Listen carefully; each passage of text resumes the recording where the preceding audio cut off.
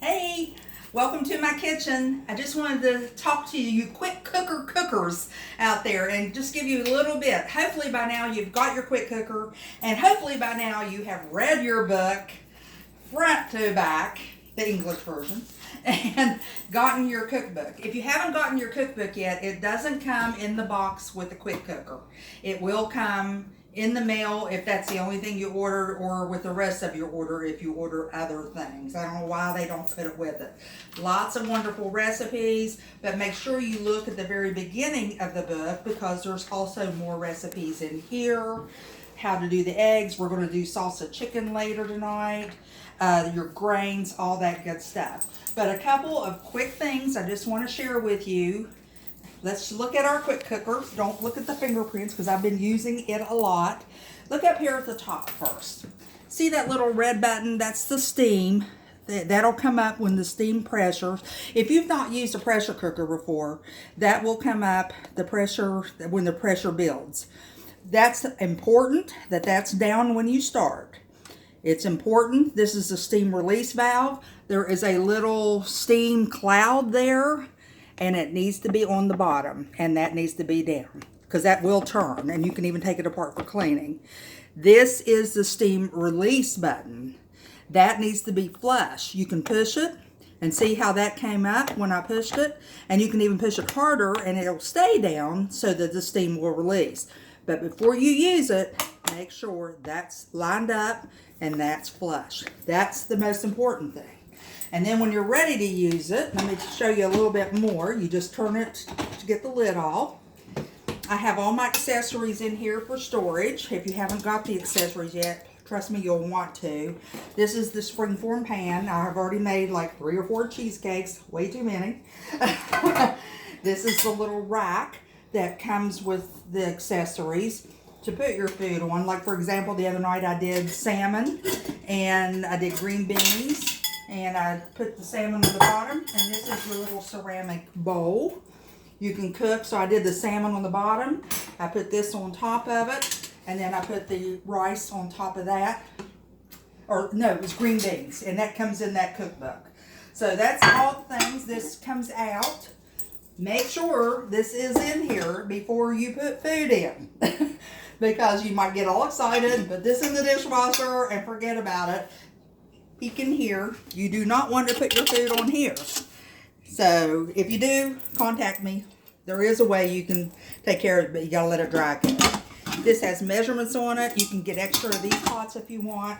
You even get a little silicone lid that fits over the ceramic bowl. They call this the pot in the pot because you put that pot in that pot and cook with it. So the other little thing I wanted to be sure to share with you is your gasket.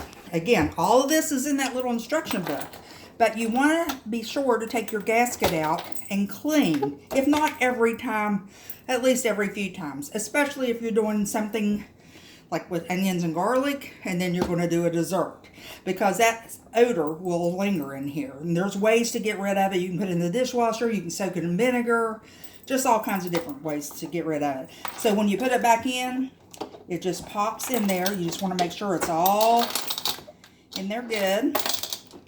Just kind of shove it in place.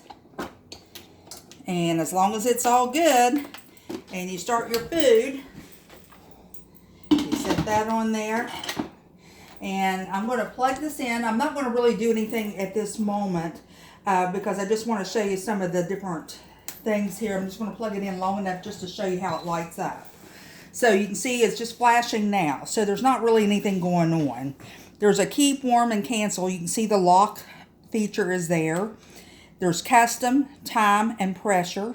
If you go through and find Instapot recipes you want to try, you can do this with this. But we have the sear. So when I turn the button, the sear button lights up. So that heats that up, but it won't do it until I hit that start. Once I hit that start, it's just like a pot that you're cooking in. You can fry stuff in it.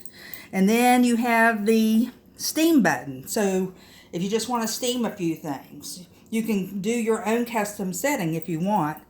That one is slow cook. So it's a slow cooker. There you go there. Proof. I've done several loaves of the bread that's featured in that book. It does a great job on proofing. Come over here to chicken and poultry. So you can see it set the time for 15 minutes. So that's not 15 from start to finish. That is 15 once the pressure builds up. Once that little red button comes up, then 15 minutes from there is when it's done. You have your beef and pork, fish, seafood, soup stock, and then back over here we have white rice, brown rice, whole grains, beans. They say you can do beans without soaking them. You just put them in here. I haven't tried them yet. Stew and chili and dessert. So there's all those different options. So whenever it starts, so let's just say we're going to do, that is the white rice, 4 minutes. So it takes a while. You always want at least a cup of water or liquid in the bottom of the pot. And then you do your rice. So I've done rice in here. And I do rice on the stove, and I think, oh, that's pretty easy to do. But I'm telling you, it's wonderful in here because you just throw it all in. You add a little bit of oil so it won't stick to that inner pot. And once that pressure builds up, it does take 8, 9 minutes for that pressure to build up, for that to pop up, as long as these are lined up and up. Then 4 minutes, and then you can either naturally release, and most recipes will tell you to naturally release, which is just pretty much turn it off, cancel it, and